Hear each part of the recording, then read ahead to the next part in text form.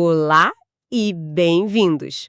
Hoje a gente vai mergulhar fundo num texto chamado Morte, Magia e a Busca por Sapatos. Um título e tanto, né? Totalmente. E a nossa missão aqui é entender o que acontece assim nos bastidores quando uma líder política bem autoritária, a Nessa Rose. Também conhecida como a Bruxa Má do Leste. Exato.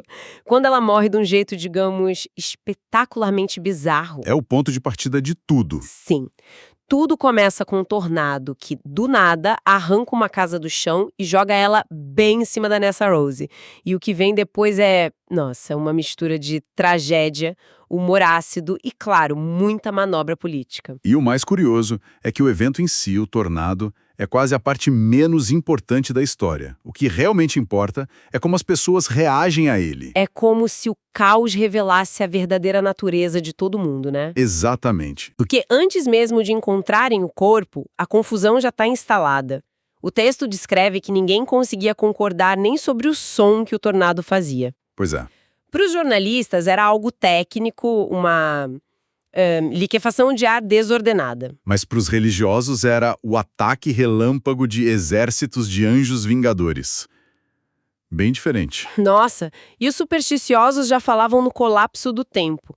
Teve até gente jurando que eram esquadrões de dragões voadores. O que é fascinante, porque, diante do desconhecido, cada grupo projeta os próprios medos, as próprias crenças. É tipo um teste de Rorschach, né?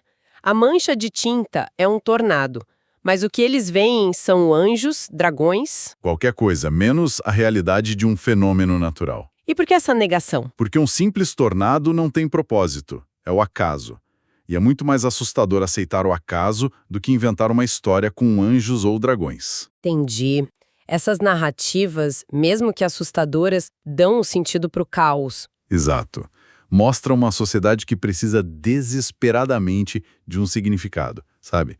De um culpado ou de um salvador, em vez de aceitar que coisas terríveis, simplesmente acontecem. E o caminho que esse tornado fez foi quase cirúrgico. Ele passou de raspão pela residência oficial, mas arrasou a base da economia local, a tal cesta de milho. E o golpe final? O golpe final foi a casa caindo em cima da Nessa Rose no exato momento em que ela premiava crianças por frequência perfeita na aula de religião. A ironia é tão cruel que vira piada. E as piadas são o primeiro grande sinal do que está acontecendo politicamente. Sim, e são piadas pesadas. Tipo, essa Nessa Rose fez um discurso tão bom sobre lições religiosas que acabou derrubando a casa. Nossa. E tem outra. Qual a diferença entre uma estrela cadente e uma casa em queda? Uma concede desejos, a outra amassa bruxas. Pesado, né? Muito. Mas isso diz tudo. Não há luto público. Há alívio. Isso define o regime dela. A piada era a única forma de protesto que restava. E com a morte dela, vira a primeira forma de celebração. A morte da tirana não foi uma tragédia para o povo. Foi uma libertação. E é nesse vácuo que a passageira da casa, a tal Dorothy, se torna uma figura quase messiânica da noite para o dia. Ela não é vista como uma sobrevivente de sorte, mas como uma enviada divina, uma salvadora. Ok, então em Munchkinlândia o cenário é de caos e alívio. Mas é a família. Como a notícia chega para a irmã dela, que por acaso é a infame bruxa do Oeste. Ah, a notícia a encontra no lugar mais improvável possível. No castelo dela, Kiamoko, no meio de um experimento bizarro. A cena é muito, muito gráfica. Elphaba está literalmente costurando asas de águia nas costas de um macaco anestesiado. E a reação dela é? Fria. Ela lê o bilhete, coloca de lado e volta para a cirurgia. A preocupação dela é que o sedativo do macaco acabe. Não é a morte da irmã. Esse distanciamento já mostra que a relação familiar estava rompida há muito tempo. Com certeza. O projeto dela, que parece ser criar espiões alados, é mais urgente do que o luto. E a coisa fica ainda mais estranha no almoço. O jovem Lear, que mora com ela, conta a notícia para Babá, a senhora idosa, do jeito mais cruel possível. Como ele fala? Ele simplesmente diz, Nessa está morta, e como ela não entende, ele repete, quase soletrando, morreu, morta, morrida. Nossa, que brutalidade. É uma frase infantil, mas com uma crueldade imensa. Pois é. E aí a ação da babá acende outro pavio. Ela começa a chorar pela Nessa Rose, mas a mente dela divaga e ela começa a lamentar outra tragédia, de uma mulher chamada Serima. E é aí que a Elphaba explode. Sim, ela grita, não me torture com a lembrança do meu fracasso. Por que essa reação tão forte é uma lembrança antiga? Porque a morte da Nessa Rose não é um luto limpo. É como cutucar um vespeiro de traumas não resolvidos. A menção a Sarima toca numa ferida aberta da Elphaba, um fracasso pessoal que ela carrega. Faz sentido. E aí que o texto nos dá a chave para entender a complexidade dela. Diz que ela sente uma alegria culpada com a morte da irmã. Alegria culpada. Sim, ela vê a morte da Nessa Rose como uma oportunidade para uma mudança política positiva.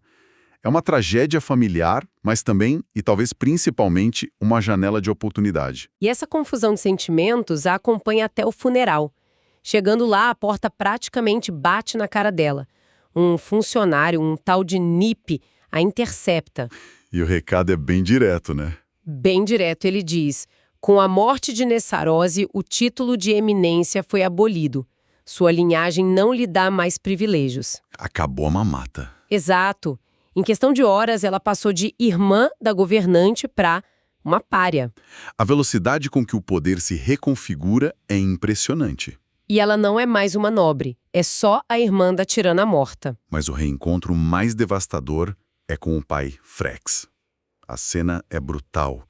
Ele tá velho, quase cego, e a princípio nem a reconhece. E quando reconhece, a ficha cai e ele a chama de maldição. Diz que ela nasceu para amaldiçoar a vida dele. E ainda joga a culpa pelo nascimento da Nessarose, que nasceu sem os braços, na moral frouxa da mãe delas. O que me choca é como ele divide a culpa. A condição da Nessa Rose é culpa da mãe, mas a existência da Elphaba, com a pele verde, é um ataque pessoal a ele. Totalmente. É um mecanismo de defesa clássico de um patriarca que não consegue lidar com a imperfeição na linhagem dele. É uma isenção de responsabilidade inacreditável. Com certeza. A pele verde dela é uma vergonha pública, algo que ele não pode esconder. Então, ele projeta essa vergonha nela.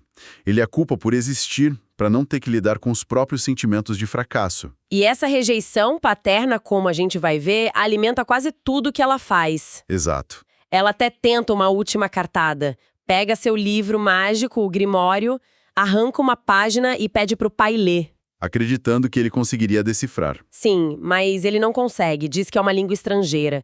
Mas aí ele se lembra de uma coisa, que ela, quando criança, via outros mundos num espelho. Esse grimório é um símbolo poderoso. O texto dele muda, se esconde, representa uma verdade, um poder que a Elphaba busca desesperadamente, mas nunca consegue agarrar por completo. E essa lembrança do pai só reforça que ela sempre teve essa conexão com algo diferente. Algo que a família sempre viu como parte da maldição dela e não como um dom. E no meio desse velório tenso, desse drama todo, chega a Glinda. E a chegada dela é quase cômica. Haha, Glinda.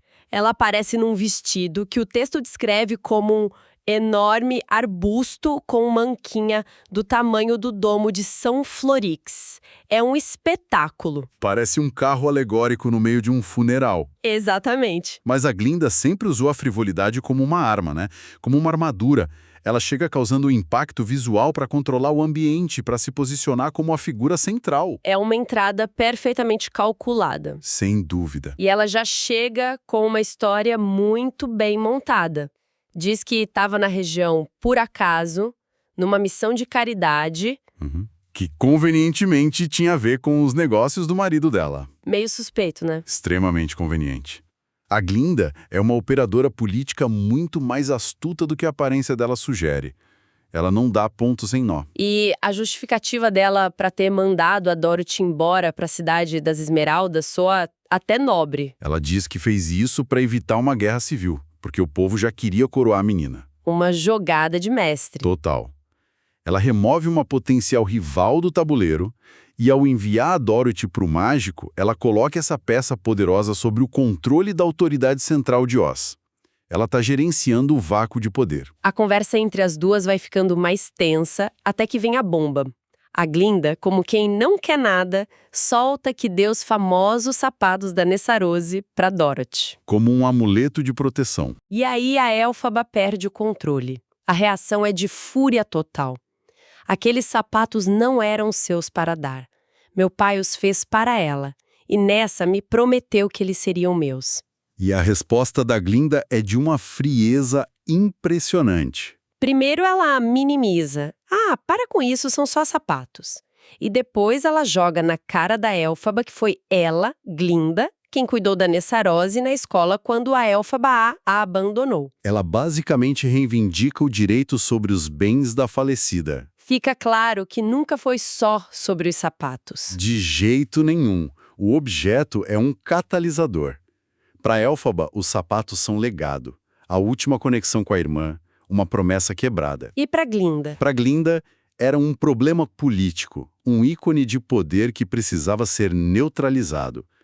Cada um projeta um significado diferente naquele par de sapatos. A Elphaba ainda insiste que os sapatos são um símbolo político, que não podem cair nas mãos do mágico. Mas aí a discussão vai para um lado muito mais pessoal. É quando a Glinda, vendo a obsessão dela, solta a frase mais cruel de todas. Eles não vão fazer seu pai amar você. Nossa, um golpe baixo, mas certeiro. Acertou em cheio. E talvez seja a maior verdade dita ali, né? Reduz toda aquela briga por poder, por legado. Há uma busca desesperada por aprovação paterna. Exatamente.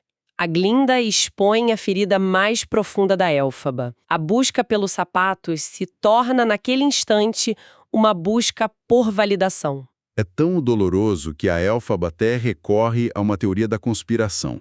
Ela pergunta se as duas não estão presas num feitiço da antiga diretora, a Madame Morrorosa. É uma tentativa de encontrar um sentido externo para tanto sofrimento.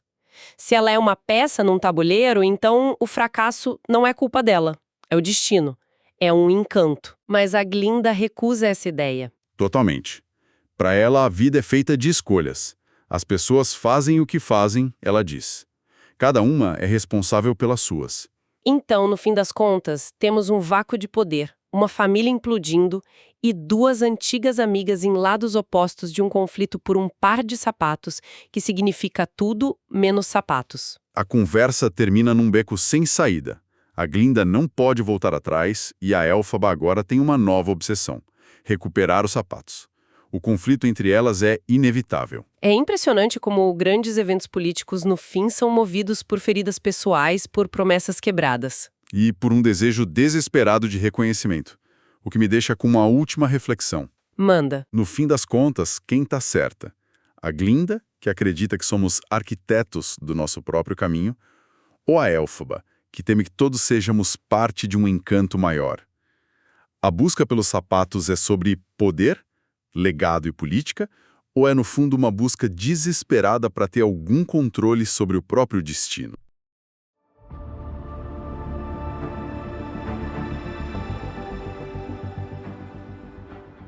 Olá, bem-vindos!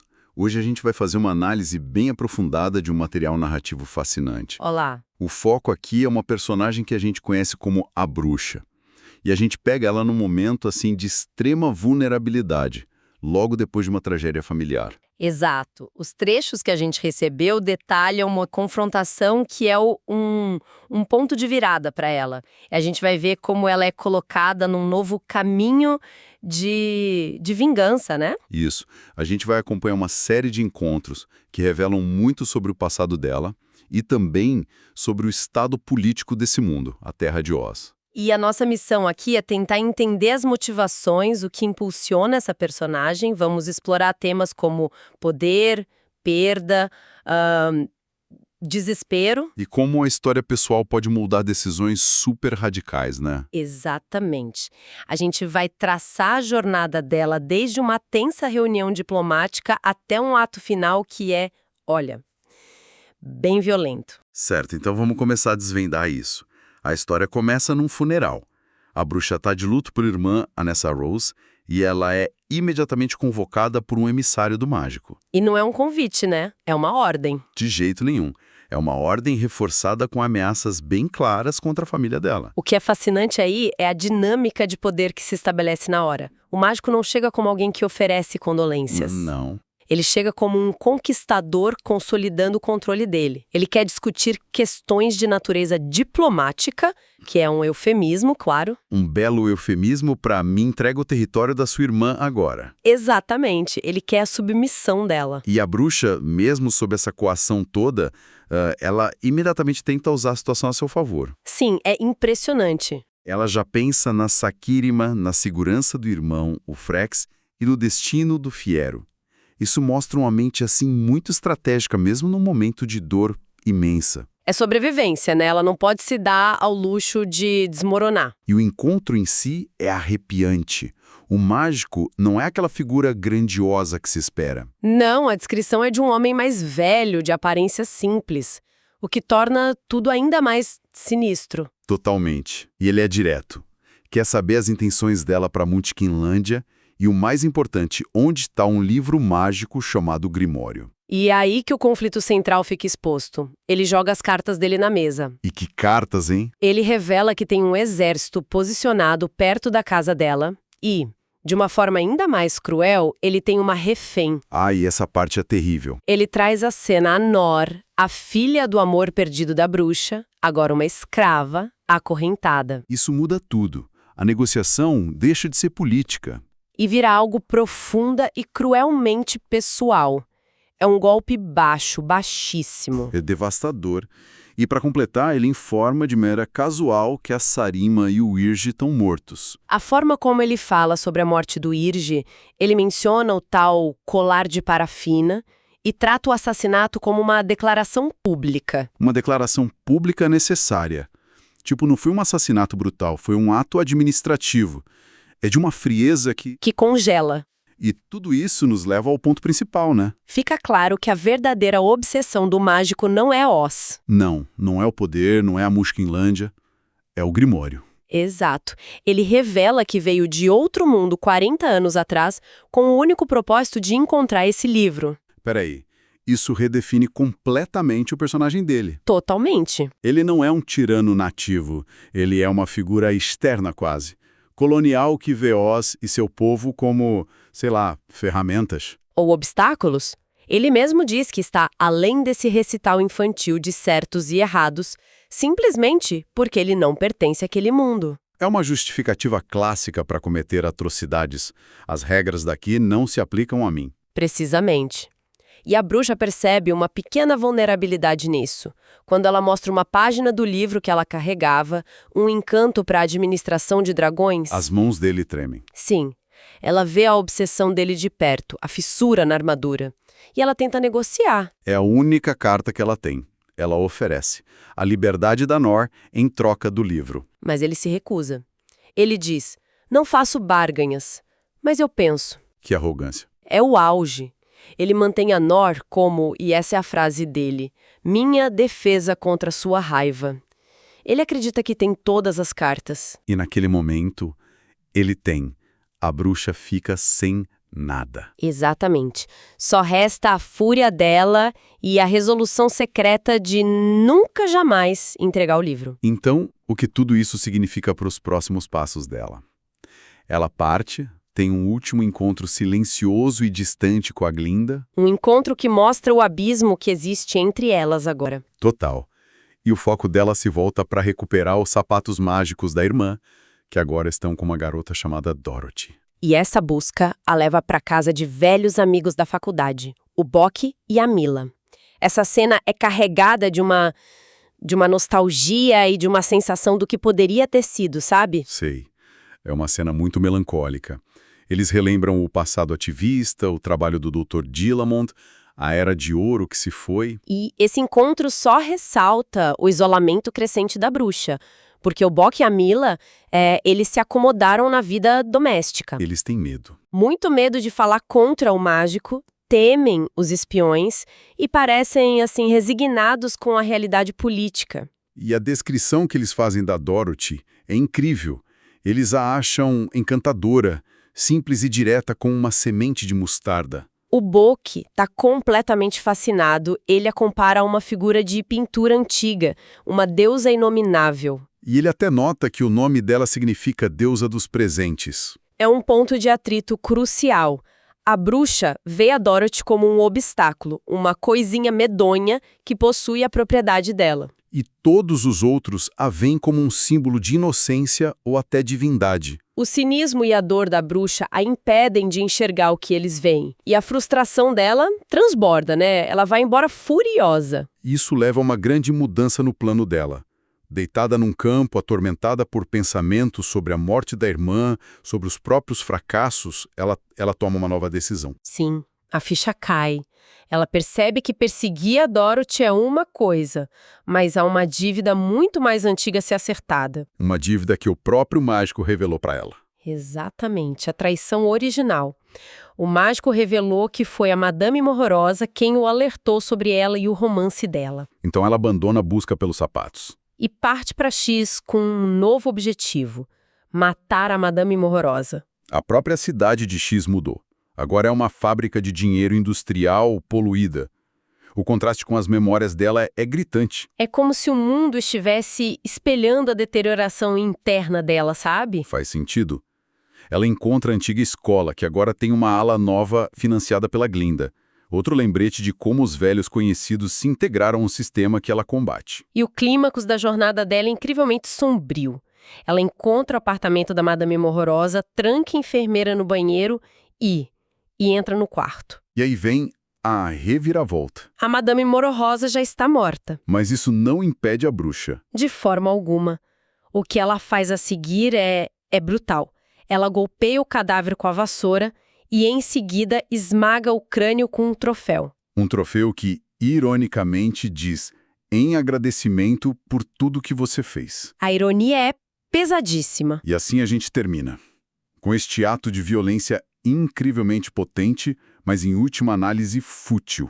Ela executou sua vingança num cadáver. Isso levanta uma questão muito importante sobre a natureza da vingança, né?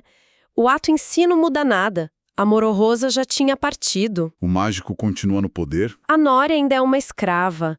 A bruxa só aprofundou o próprio isolamento e a própria raiva. Isso nos deixa com um pensamento provocador para reflexão. Quando um sistema é tão opressor que o confronto direto parece impossível, será que atos simbólicos de vingança oferecem algum alívio real? Ou eles apenas consomem a pessoa que os pratica? O que acontece quando o único poder que alguém sente que lhe resta é o poder de profanar um corpo? É uma pergunta que fica ecoando.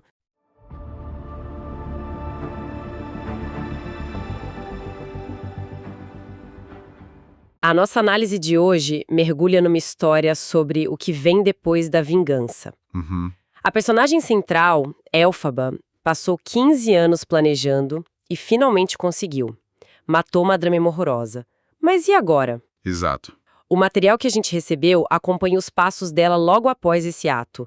E o que a gente encontra não é triunfo, mas um vazio. Um vazio total.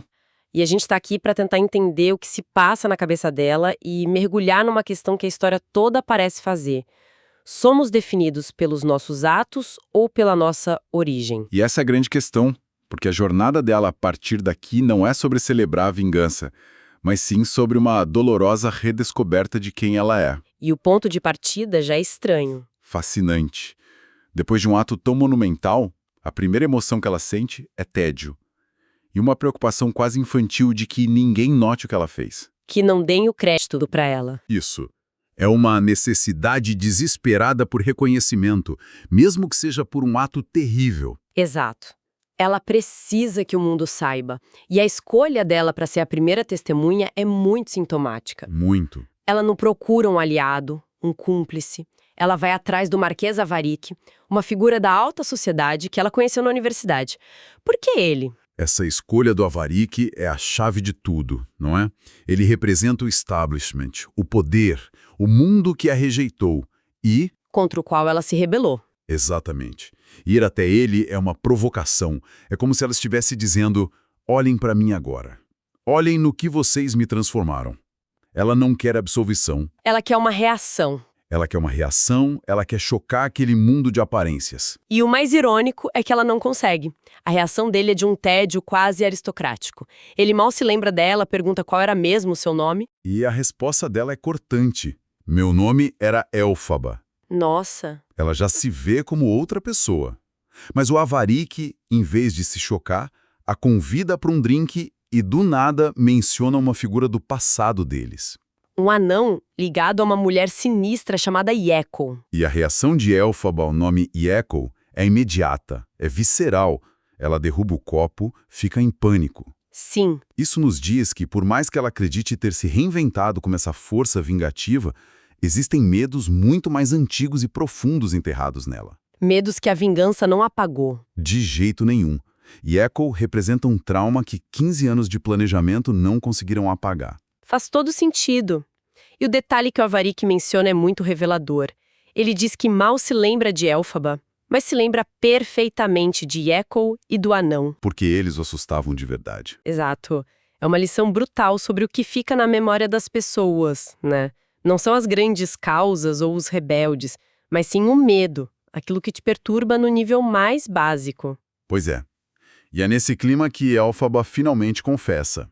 Ela diz na lata: "Eu vim aqui para te dizer que matei a Madame Morrorosa hoje." E a gente espera o quê? Choque, pânico, a polícia sendo chamada. Mas o que o Avarik faz? Ele a convida para jantar. Exatamente. E aqui a coisa fica genial, num nível quase de teatro do absurdo. A assassina confessa, sentada à mesa com a elite, e em vez de um interrogatório, o que acontece? Eles começam um debate de salão super intelectualizado sobre a natureza do mal. É a cena mais crítica, eu acho. Com certeza. Porque ela expõe a hipocrisia e o distanciamento dessa elite. O mal para eles não é uma realidade sangrenta, é um conceito. Um tópico para uma conversa espirituosa. Entre o peixe e a sobremesa. Exato. A presença de Elphaba ali torna o debate deles não apenas irônico, mas obsceno. Totalmente, e o fascinante é como nenhuma dessas teorias intelectuais serve para alguma coisa no mundo real, né? Eles estão ali, com a prova viva de um ato violento na mesa. E preferem se esconder em abstrações. Um diz que o mal é infantil, um estágio primitivo. Outro que é uma doença da alma, como a ganância. A colunista diz que é só a ausência do bem. Um artista diz que é uma entidade personificada, um outro. Eles dão voltas e mais voltas, tratando o tema com uma pinça, com medo de se sujar. Cada definição é uma tentativa de colocar o mal numa caixinha segura, de controlá-lo com palavras. Mas Elphaba, que acabou de mergulhar as mãos nesse mal, sabe que ele não cabe em nenhuma dessas caixas. E a fala final dela, quando vai embora, resume tudo. Ela diz: o verdadeiro desastre dessa investigação é que a natureza do mal é ser secreto. E ela usa a metáfora de um dragão dentro da casca de um ovo. Se você quebrar a casca para ver o que tem dentro, ele já não está mais lá. Que imagem poderosa. Muito. O mal não pode ser dissecado num laboratório ou numa mesa de jantar. Ele é uma experiência. No momento em que você tenta intelectualizá-lo, você perde a essência dele. A cena toda é uma crítica feroz. Elphaba viveu o mal, eles apenas o debatem. Pois é. E essa sensação de desilusão, de não ser compreendida, a leva para o próximo encontro, que é ainda mais estranho. Ela sai do jantar e encontra o tal anão de quem Avarik falou. Ao lado de uma máquina bizarra e magnífica, o relógio do dragão do tempo. E esse encontro vira o mundo dela de cabeça para baixo. Vira completamente. Porque se o jantar com Avarik foi sobre a superficialidade da sociedade, o encontro com o anão é um mergulho na mitologia profunda do mundo dela e principalmente dela mesma. Certo. O anão se revela um guardião imortal do Grimório, que é tipo o livro que contém toda a verdade de Oz, e ele oferece a Elphaba informações que destroem tudo o que ela achava que sabia sobre si. Primeiro, ele confirma que Yako, aquela figura que a aterroriza, é uma espécie de número inverso do anjo da guarda. Alguém com um interesse sombrio e particular nela. Isso já é assustador. Mas aí vem a bomba principal. Aí vem. O anão diz que ela não pertence totalmente a Oz. Ele fala: você é uma mestiça, uma anomalia perigosa. Nossa. Essa revelação contextualiza toda a alienação que ela sentiu a vida inteira. Exato. Não é só a pele verde, é a própria essência dela. que é híbrida. Ela é, por natureza, uma outsider. E para provar isso, o relógio encena uma peça para ela. Uma peça de autômatos, em 3 atos, que é basicamente a história secreta da sua origem. Então, esse relógio joga no colo da Elphaba a verdadeira história dela. O primeiro ato é sobre uma santa, mas o segundo, o nascimento do mal. Esse é o que importa. Mostra a mãe dela, Melena, tendo um caso com um homem misterioso que chega num balão, lhe dá um elixir verde e a engravida. E esse homem é o mágico, seu inimigo mortal. Pensa no impacto disso. A pessoa que ela mais odeia no mundo, o tirano que ela combateu por anos, o homem que representa tudo o que há de errado em Oz. É o pai biológico dela. Isso não só complica a identidade dela, como ressignifica toda a luta. Ela estava lutando contra uma parte de si mesma o tempo todo. É devastador. Mas eu me pergunto se, no fundo, não é também uma espécie de alívio para ela. Como assim? De repente, a maldade ou a diferença que ela sempre sentiu tem uma origem, tem uma explicação mitológica, não é só um defeito aleatório dela. Essa é uma ótima leitura. Dá a ela uma mitologia pessoal. Mas é uma mitologia perigosa porque pode facilmente se tornar uma desculpa. Ah, eu sou assim porque sou filha do mal. Exato. Se ela é filha do mal, até que ponto ela é realmente responsável por seus próprios atos? A história volta para nossa pergunta central: origem ou ação? E, para complicar ainda mais, o terceiro ato da peça, o casamento do sagrado e do maligno, não acontece. O anão diz que o final ainda não foi escrito. Basicamente, ele está dizendo que ela é o terceiro ato, a ela é essa fusão. E no final, o relógio entrega a ela um espelho. Um convite nada sutil para que ela encare essa nova e terrível verdade sobre si mesma. Um espelho que reflete não apenas o rosto verde, mas toda essa herança complexa. Ela não é só a filha de Frex. Ela é a filha do mágico. Ela é uma mistura do sagrado e do profano de Oz. E agora ela precisa descobrir o que fazer com essa informação. Então, depois de ter sua identidade virada de cabeça para baixo, ela busca um rosto familiar, alguém que ela acha que vai entendê-la. Ela procura Bock. Um antigo colega da universidade. Mas a realidade do mundo é muito mais dura do que a mitologia do relógio, né? Muito mais. Ela chega esperando validação. Espera que Bock, que também sofreu nas mãos do regime, celebre com ela a morte de Morrorosa. E ele fica horrorizado. Completamente. Para ele, ela cruzou uma linha. Ela se rebaixou ao nível dos monstros que eles combatiam, ele a rejeita de forma categórica. Essa rejeição é o golpe final no isolamento dela. A elite a tratou como uma curiosidade. A mitologia a definiu como uma anomalia. E o antigo aliado a vê como um monstro. Não sobra ninguém. E é nesse estado de solidão total que ela se agarra a uma nova missão, quase como uma tábua de salvação. A nova obsessão se torna recuperar os sapatos que foram da irmã dela, Nessaros. E que agora estão com uma garota chamada Dorothy. E aqui a narrativa se conecta de vez com aquela outra história mais famosa de Oz. Só que a gente vê tudo pelos olhos de Elphaba. Exatamente. E os motivos dela são muito mais complexos do que parecem, certo? Não é só ganância. Não, de jeito nenhum. Tem a ver com proteger a herança da irmã, impedir que o mágico, seu pai, coloque as mãos nos sapatos. E, talvez... O quê? Talvez, como o material sugere, seja uma busca desesperada por um último fragmento de reconhecimento de seu pai adotivo, Frex, que amava nessa roça. Faz sentido. Os sapatos viram um símbolo de tudo. Família, poder, legado, uma tentativa de consertar um passado quebrado. É a única coisa que parece ter um propósito claro. Ela então volta para o seu castelo, Kyamoko, e o tom da história fica muito mais sombrio, introspectivo. Ela começa a refletir sobre o que significa ter um lar, e a definição que ela encontra é desoladora. É brutal. Ela pensa, talvez a definição de lar seja o local onde você nunca é perdoado, então você sempre vai se encaixar lá, presa pela culpa. Que definição brutal e honesta. Um lar não como um refúgio de amor, mas como lugar onde sua história e seus erros são inescapáveis. Você pertence àquele lugar não porque te amam, mas porque te conhecem de verdade, com todas as suas falhas. Exato.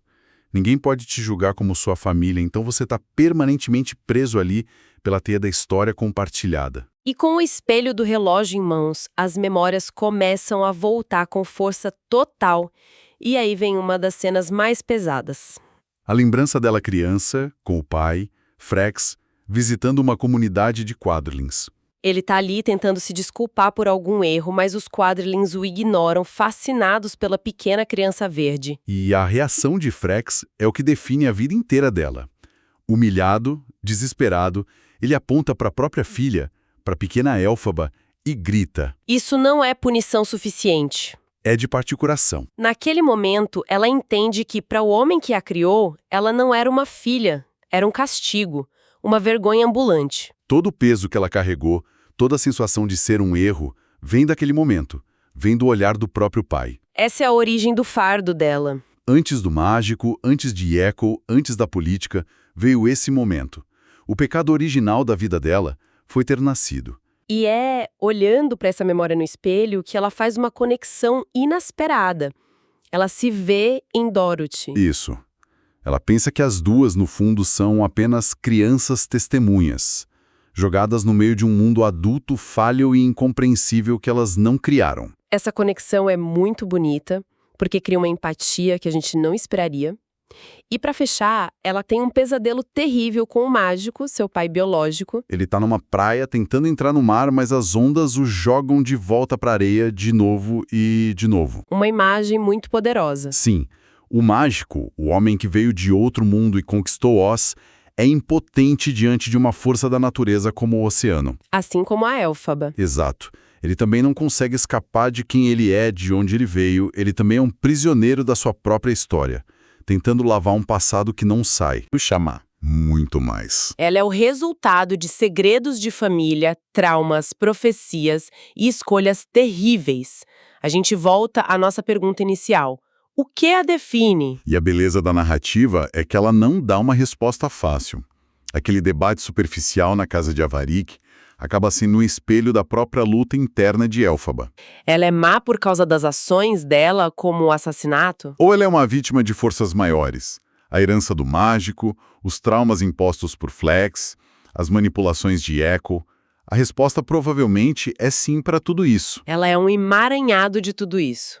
E no final, ela mesma reflete sobre como todos estão, de alguma forma, presos pelas cordas da raiva familiar. O relógio do Dragão do Tempo disse que a história dela era o terceiro ato não escrito, o casamento do sagrado e do maligno. Que deixa a gente com um pensamento para levar daqui. Exato. Se nossas identidades são tão profundamente moldadas por essas narrativas que a gente herda, os pecados dos nossos pais, os traumas da infância, até que ponto somos realmente livres para pegar a caneta e escrever nosso próprio final? Ou a gente está só encenando um roteiro que já nos foi entregue no nascimento?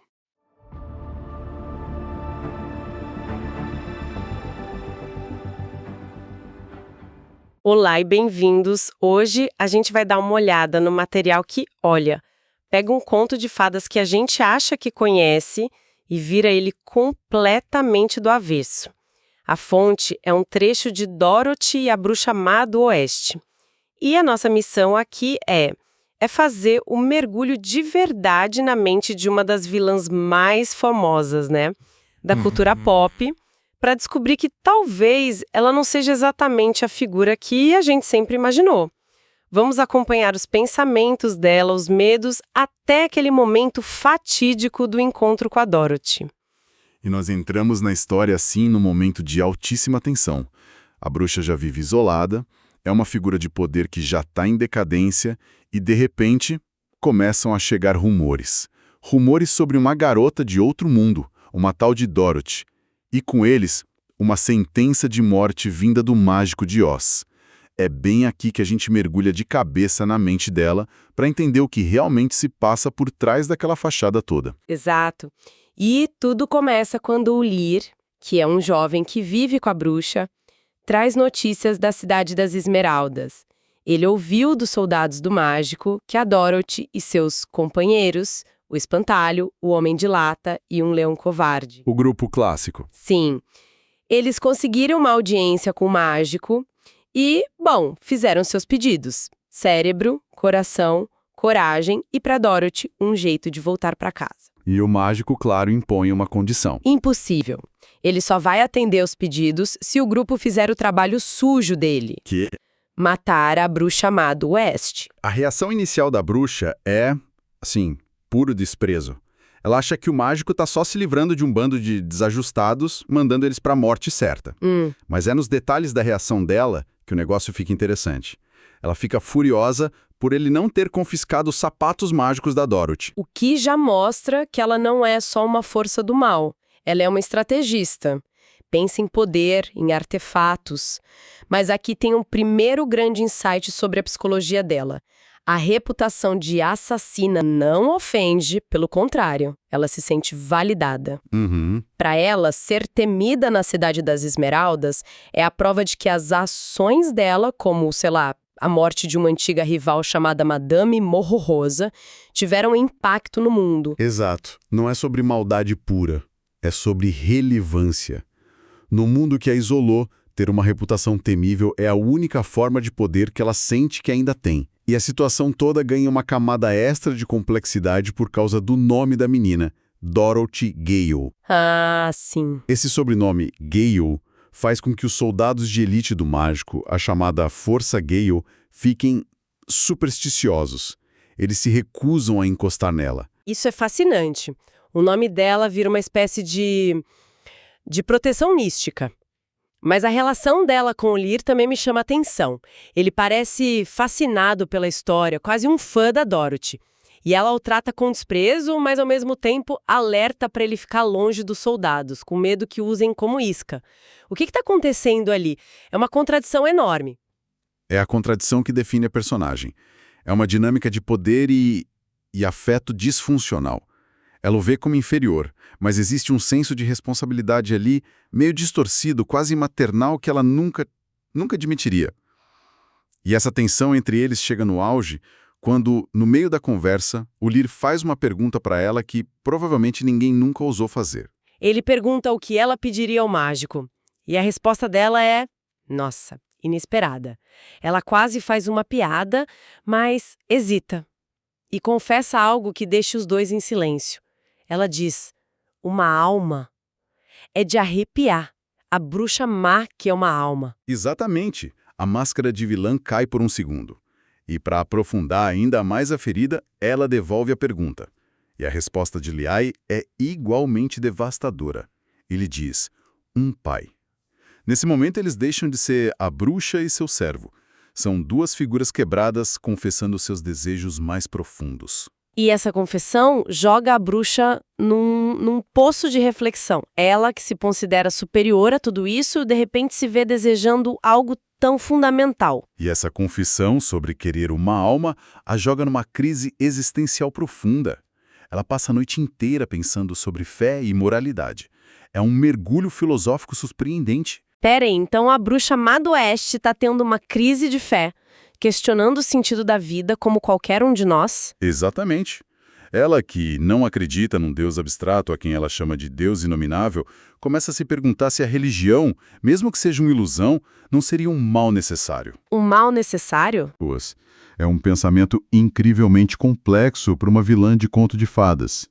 Ela compara essa ideia de um Deus anônimo, sem rosto, com as divindades pagãs mais antigas, como a deusa Lurlina, que pareciam mais presentes, mais pessoais. Ou seja, ela não é só uma figura maligna que lança feitiços, ela é uma intelectual, uma pensadora em crise com o universo, questionando a natureza da alma, de Deus, do propósito, e tudo isso enquanto o mundo lá fora a vê apenas como um monstro que precisa ser eliminado. Essa dissonância é o coração da tragédia dela.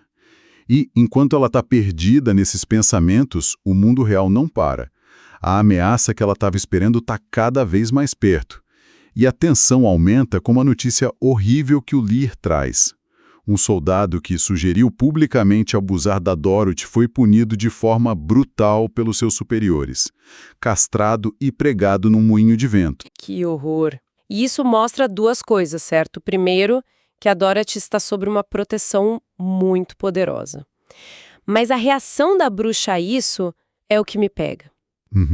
Ela fica chocada com a violência e à noite, escondida, ela faz algo impensável.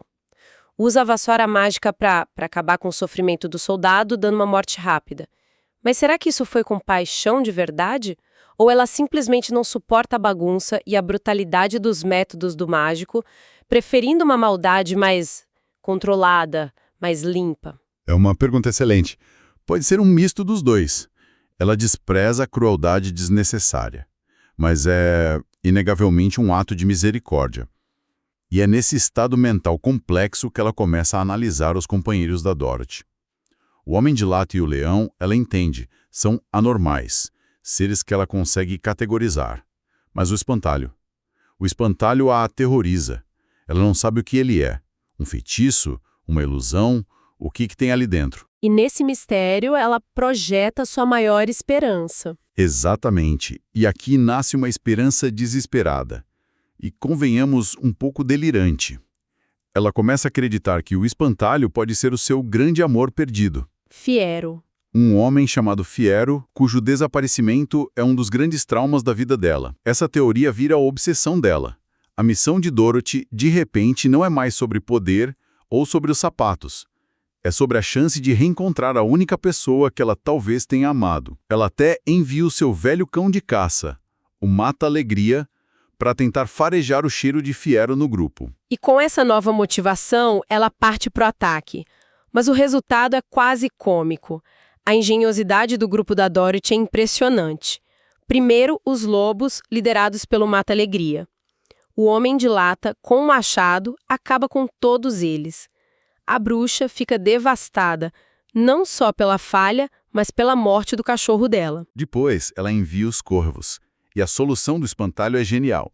Ele simplesmente se desmonta, espalhando a palha por o chão. Nossa! Os corvos se assustam com aquela figura que se desfaz e fogem. A bruxa, observando de longe, ainda se agarra à esperança. Afinal, um homem disfarçado poderia facilmente fazer aquilo. O golpe final vem com as abelhas. Mais uma vez, o espantalho é o herói. Ele cobre a Dorothy, o leão, com a palha dele. E as abelhas, sem alvo, atacam o Homem de Lata. Os ferrões se quebram no metal e o enxame inteiro morre. Que desastre para ela! E é nesse momento que a esperança da bruxa é pulverizada. Ao olhar pelo telescópio dela, ela vê a verdade. O espantalho é só palha. Não tem homem, não tem Fiero. A última conexão dela com um passado onde talvez houvesse amor se desfaz. É um ponto de virada devastador. Completamente sem essa esperança, o que resta? Apenas a raiva, a amargura e o desejo pelos sapatos. Ela perde o motor emocional dela. Sem esperança, ela apela para sua última arma, os macacos alados. Mas mesmo nesse momento de fúria e desilusão, ela dá uma ordem curiosa. Capturem Dorothy e o leão, mas não os machuquem. Ela ainda os quer vivos. O que nos leva a uma das cenas mais estranhas. A recepção no castelo. Dorothy e o leão não são jogados numa masmorra. Eles são recebidos pelo Lear e pela governanta, a babá, com uma hospitalidade bizarra. Oferecem comida, água para um banho, um lugar para descansar. É completamente surreal. Ela os captura para depois oferecer um banho e jantar. E quando as duas finalmente ficam cara a cara, a conversa não é nada do que a gente esperaria. A bruxa tenta ser ameaçadora, falando da morte da irmã, mas a Dorothy a desconcerta com uma sinceridade quase infantil. Ela explica que a casa era hipotecada, que a culpa tecnicamente era do banco e pede desculpas genuínas pelo acidente. Dorothy a desativa com a verdade. E a conexão se aprofunda quando Dorothy menciona a perda dos próprios pais e, num gesto de empatia, pega nas mãos da bruxa. Isso confunde e irrita a bruxa profundamente. Ela odeia o que chama de sentimentos falsos, mas a sinceridade de Dorothy é tão pura que ela não sabe como reagir. O que nos leva à cena do jantar. E que cena! É o jantar mais disfuncional da história da literatura. É puro caos, trágico-cômico. Dorothy chora de saudade de casa. O Lear, vendo o choro dela, começa a chorar em solidariedade. A bruxa está de luto, em silêncio pela morte do cachorro dela, e no meio dessa confusão de lágrimas e tristeza, a governante, a babá, completamente alheia a tudo. Completamente, ela decide que o ambiente precisa de um pouco de alegria, acende uma vela e começa a cantar parabéns pra você. É inacreditável, é brilhante porque mostra que ninguém ali tem a menor ideia de como lidar com as próprias emoções ou com as dos outros. Cada um tá preso na sua própria dor. E tentando retomar o controle, a bruxa se volta para o leão. Ela o reconhece de um passado, de um laboratório onde ele era um filhote, e tenta manipulá-lo, oferecendo segurança, mas ele se recusa a abandonar Dorothy. A lealdade daquele grupo é inabalável, algo que o poder da bruxa não consegue comprar ou quebrar. E a tensão, finalmente, explode. Para conseguir os sapatos, a bruxa apela para a chantagem mais baixa. Ela pega o Totó, o cachorrinho da Dorothy, e ameaça jogá-lo no poço. O caos se instala, o leão avança e, no meio da confusão, a bruxa agarra a mão da Dorothy.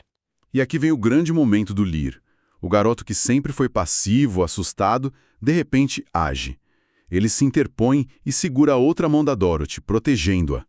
A reação da bruxa não é de fúria, é de um cansaço existencial profundo.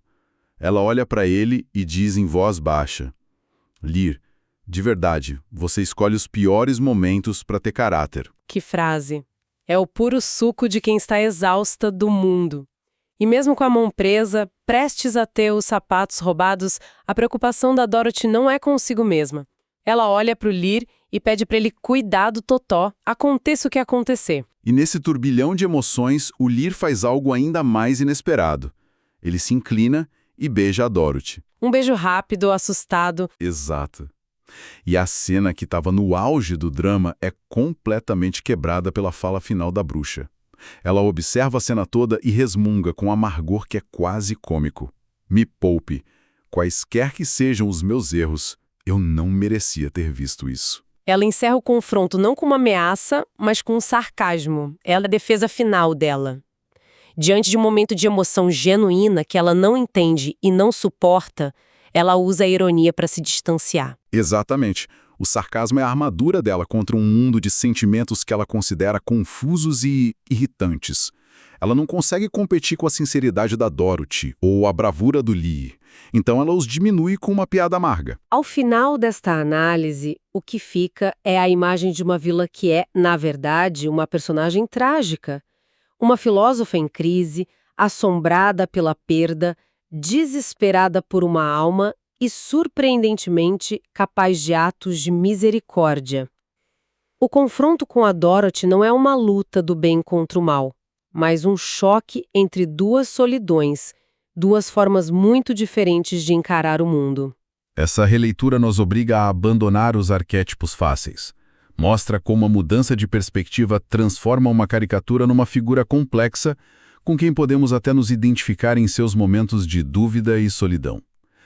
Não justifica as ações dela, mas nos faz entender a dor por trás da monstruosidade. E isso nos deixa com um pensamento para refletir. A bruxa queria uma alma, Dorothy, com sua empatia, sua lealdade e seu desejo profundo por um lar, parece já ter uma alma completa e radiante. Se a alma de Dorothy é definida por essa honestidade emocional e essa necessidade de conexão, o que isso nos diz sobre o que a bruxa realmente perdeu ou talvez nunca tenha tido? E se essa busca desesperada por uma alma não é no fundo uma busca por perdão e por um lugar para finalmente pertencer no mundo?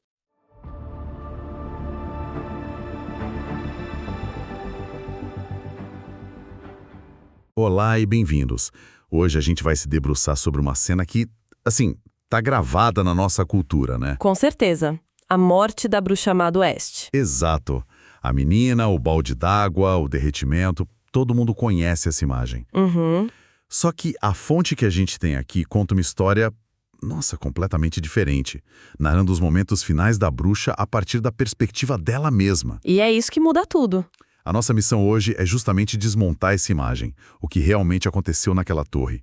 E talvez mais importante, o que a morte dela significou para o mundo de Oz. Boa. Ok? Vamos mergulhar nisso? O texto já nos joga direto no olho do furacão, numa confrontação tensíssima no topo do castelo. E o cenário de puro desespero, né? Total. Dorothy está lá, trancada, e a bruxa que a fonte descreve como sofrendo de uma longa privação de sono tá no limite, exausta e completamente paranoica. Exato. E a paranoia dela é a primeira coisa que salta aos olhos. Ela não chega com aquela risada maligna clássica, sabe? Não mesmo. Ela chega com uma acusação desesperada. Você veio para me matar, como dizem os rumores. Ou ele a instruiu para roubar o meu livro. É isso. Ela já se coloca na defensiva. Na cabeça dela, ela não é a caçadora, é a presa. Exatamente. E a partir daí a conversa, se é que a gente pode chamar assim, vira uma briga pelos sapatos. Ah, sim, os famosos sapatos.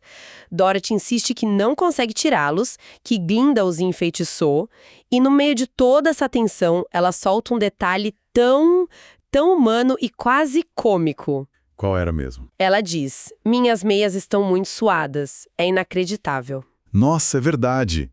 É um detalhe que quebra totalmente a imagem daquele confronto épico entre o bem e o mal, né? Totalmente. E essa humanização é a chave de tudo.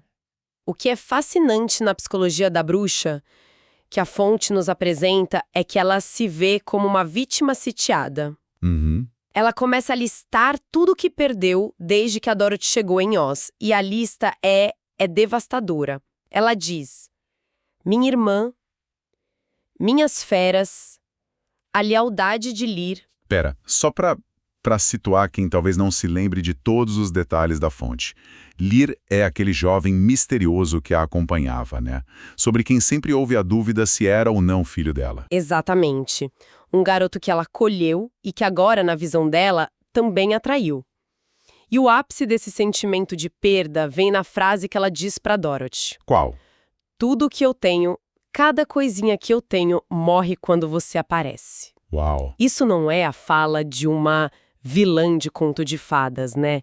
É o lamento de alguém que se sente amaldiçoada, que vê na Dorothy um catalisador de todas as suas desgraças. Ela chega a comparar a situação da Dorothy com a de Noor, Aham. a meia-irmã de Lir, uma prisioneira política que a bruxa estava tentando proteger. Então ela vê a Dorothy não como uma menina inocente, mas como mais uma peça nesse jogo político brutal de Oz. Precisamente. Para ela, Dorothy é apenas mais um peão do mágico. E isso alimenta a paranoia dela a níveis, assim, estratosféricos. E é aí que as acusações ficam ainda mais Bizarras. Ela olha para Dorothy e pergunta: você é a terceira adepta? É. Ela está sugerindo que a menina faz parte de alguma conspiração mística com a Glinda e com a própria irmã falecida da bruxa, a Nessa Rose. Que era a dona original dos sapatos. E a resposta da Dorothy é de uma confusão tão infantil que chega a ser engraçada. Não sou adepta, sou adotada. Exato. É o choque de dois universos. Um, o da bruxa, cheio de tramas, profecias, traições. O outro, o da Dorothy, que só quer voltar pro Kansas. E desse mal-entendido, a situação explode. Explode em caos físico. A bruxa, num acesso de raiva e desespero, ateia fogo na própria vassoura e a usa como uma tocha para empurrar a Dorothy pelo corredor. A cena que o texto descreve é um pandemônio completo. Ela não só empurra a Dorothy, mas chuta a própria governanta Babá escada abaixo. Nossa! E a imagem da velha senhora rolando junto com o macaco alado Chistery, o Lir e até o leão covarde que tinham acabado de chegar é quase uma cena de comédia pastelão se não fosse tão desesperadora. E é no meio desse caos todo que eles chegam ao parapeito da torre, certo? Certo. Exato. E é ali que a mentalidade dela muda de sitiada para predadora. Ela tá encurralada, os reforços da Dorothy estão subindo as escadas. E a única saída que ela vê... É uma frase terrível que ela pensa: é necessário matar antes de ser morta. Ela tá decidida a acabar com tudo ali. Mas é justamente nesse momento que a dinâmica da cena vira de cabeça para baixo. Vira completamente. Ela exige a verdade, quer saber por que a Dorothy realmente veio até ali. E a menina, entre lágrimas, finalmente revela o seu verdadeiro propósito. E esse é o ponto que muda tudo. A Dorothy não estava lá para cumprir a ordem do mágico. Ela não veio para matar a bruxa. Não. Ela veio para fazer um pedido que ninguém, absolutamente ninguém esperava. Um pedido que desarma completamente a bruxa. Que era? A menina diz, e a fonte dá um destaque enorme para essa fala: será que você é capaz de me perdoar por aquele acidente, pela morte da sua irmã? pois eu jamais poderei me perdoar. Espera um pouco. Isso é de uma ironia inacreditável. A menina não veio para matá-la, mas para pedir perdão. Justo para ela. Exatamente. E é a ironia perfeita, o golpe de misericórdia emocional. A fonte constrói a bruxa, cujo nome é Elphaba, como alguém que passou a vida inteira sendo julgada, marginalizada e, acima de tudo, marcada pela recusa do perdão dos outros por ser quem ela era. Entendi. E agora, no seu momento mais vulnerável, a pessoa que ela enxerga como sua nêmese está implorando pela mesma coisa que sempre lhe foi negada. E como ela reage? O texto a descreve como paralisada, presa, girando, tentando, cheia de vontade, mas de quê? É esse choque, essa paralisia emocional que a distrai. Ela fica tão perdida nesse dilema que não percebe o perigo real. E é nessa distração que o destino age. Uma fagulha da vassoura que ela ainda segurava, em chamas, cai na saia dela, e o fogo começa a se espalhar. O clímax é incrivelmente rápido e trágico. Dorothy, ao ver o fogo, entra em pânico. A intenção dela nunca foi machucar a bruxa, muito pelo contrário. Ela grita, vou salvar você, e, no desespero do momento, faz a primeira coisa que lhe vem à cabeça. Pega o objeto mais próximo, um balde que estava ali acumulando água da chuva, e joga sobre a bruxa para apagar as chamas. E a descrição da morte é tudo menos caricata. É profundamente poética. A fonte diz, um instante de dor aguda antes do entorpecimento. O mundo era uma enchente acima e fogo abaixo. Nossa! A água, o elemento que todo mundo conhece como a fraqueza dela, se torna o agente de um fim que é ao mesmo tempo violento e estranhamente sereno. E o texto vai além, certo? Ele questiona o significado desse ato. Não é só uma alergia bizarra à água. De forma alguma, a fonte levanta uma questão quase teológica. Se havia alma, a alma tinha apostado em um tipo de batismo e tinha vencido. Um batismo? A morte pela água é ressignificada, sabe? Deixa de ser uma fraqueza de desenho animado e se torna um evento quase espiritual, uma purificação forçada e brutal. E o que acontece nos últimos segundos dela? Essa é a parte mais reveladora, que realmente desconstrói a personagem. Então não foi aquela coisa de a vida passando diante dos olhos em um segundo. Não como um flash rápido, foi mais como uma processão lenta e solene. O texto descreve que ela não viu eventos, mas sim pessoas. Uma fila de todos que, de alguma forma, a impactaram. E quem estava nessa procissão? Todos. Primeiro a família. A mãe, a irmã Nessa Rose, o pai. Depois os amigos e colegas dos tempos de escola, Glinda, Bock, Avarek. Em seguida, as figuras trágicas que definiram a vida dela. Fiero, seu grande amor, que teve um destino terrível. E o Dr. Dillamond, o professor Bode, que foi uma das primeiras vítimas da opressão em Oz. Ela também vê os inimigos. Sim, Madame Rosacia, a diretora da escola e o próprio mágico. E o que é crucial, ela vê aqueles que ela considerava os maltratados, as criaturas que ela tentou proteger, o leão, o espantalho homem de lata. Então até os companheiros da Dorothy aparecem na visão dela, mas sob a perspectiva dela como vítimas do sistema. Isso é fascinante. Exatamente. E a visão termina com figuras mais misteriosas, como o próprio Lear e uma princesa chamada Nastoya. O que essa procissão final nos mostra? Que a vida dela não era de uma eremita isolada e cheia de ódio. Era uma teia densa e complicada de conexões, de amor profundo, de traição, de perda e até de uma compaixão feroz, ainda que incompreendida. Ela era uma figura central na vida de todas essas pessoas, pro bem ou pro mal. Ok. A bruxa morreu, uma morte trágica, complexa, nada a ver com a versão que a gente conhece.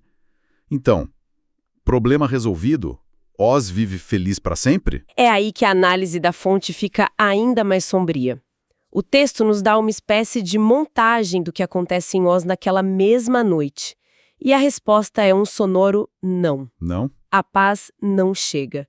O que chega é o caos. Como assim? O que acontece? No Oeste, a região que ela governava, as alianças políticas frágeis que ela tentava costurar com tribos locais, tipo os Argik e os Skrulls, desmoronam imediatamente. Na hora? Na hora. Seus corvos mensageiros que ela tinha enviado para pedir ajuda são interceptados e devorados por águias. Em Quadlin, no sul, uma violência aleatória explode. Um crocodilo ataca um bebê. Nossa. Em Gilikin, no Movt, a vida simplesmente continua como se nada tivesse acontecido.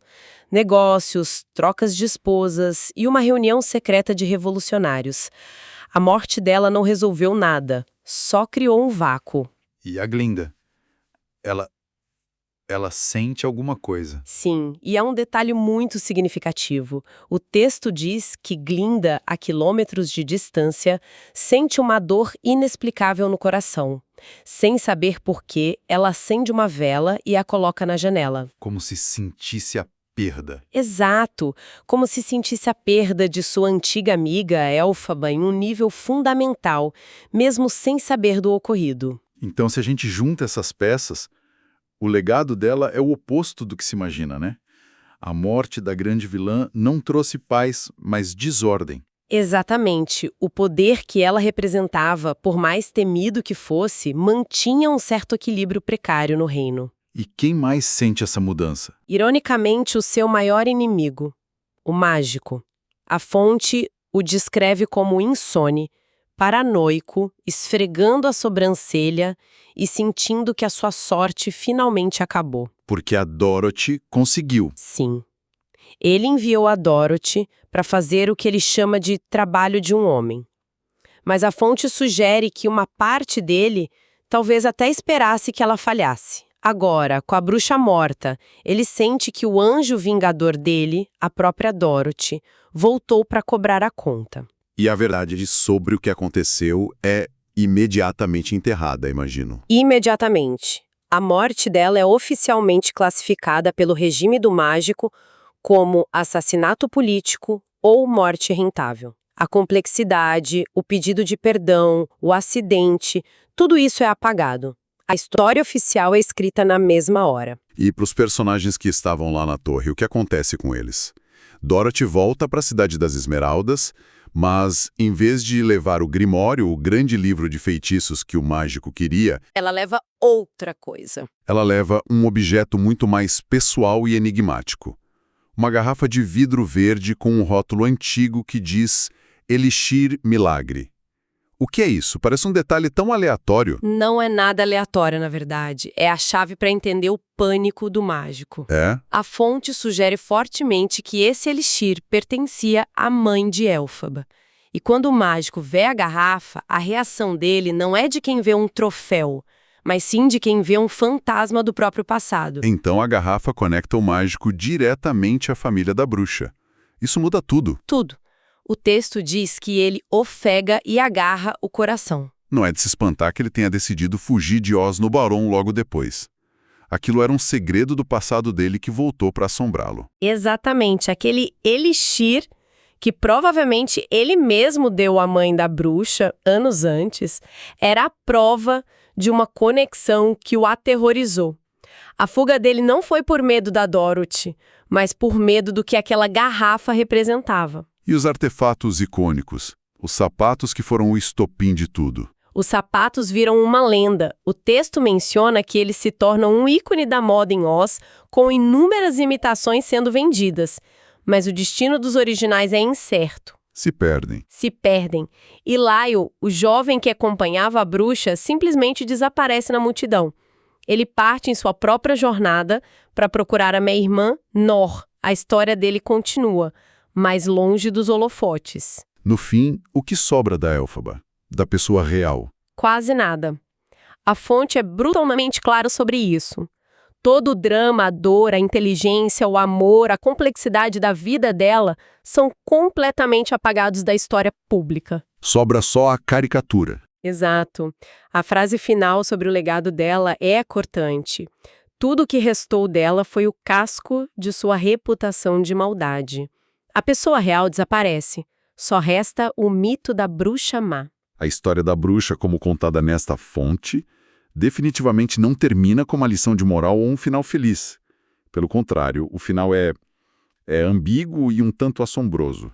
Sim, o texto termina com uma troca de frases que parece ter saído de uma história de Ninar, mas que carrega um peso filosófico enorme. Alguém, como se contasse uma história, disse: "E lá, a velha bruxa má ficou por um bom tempo." E a outra voz? Como a de uma criança curiosa, pergunta: "E algum dia ela saiu de lá?" E a resposta? A linha final é arrepiante em sua simplicidade. Ainda não. Uau! Ainda não? Exatamente. E isso nos deixa com uma questão para refletir. Quando uma pessoa se transforma numa história, numa reputação, ela realmente morre ou ela fica presa para sempre nessa versão pública, nesse papel que lhe foi atribuído, sem direito a um pós-fácil, a uma conclusão real? Nossa! A Elfaba pode ter morrido naquela torre, mas a bruxa má continua lá, congelada no tempo pela narrativa que a venceu, esperando, talvez para sempre, por alguém que conte o resto da sua história.